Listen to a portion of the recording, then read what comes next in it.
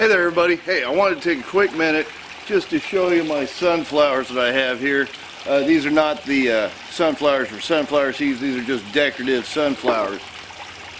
But they got huge. I did something a little crazy. I went and just threw a whole bunch of sunflower seeds in here. I think there's some Carnell hybrids in here and some Italian whites, and I just had a whole bunch of Burpee packs. I just threw a whole bunch in there, but because they're so close together, they were fighting for sun, they just kept going up. And that's tall. I can't even reach the tallest one over there. But figured it's getting to be early September. Going to be cutting these things down here shortly. But I wanted to give you a chance to just show you how big these things are. If you want sunflowers, they're not going to grow ginormous. Don't put them as close together as I did.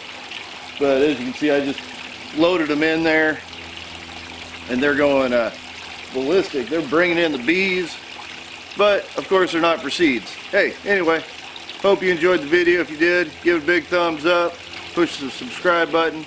Happy gardening. Thanks for watching and have a great day.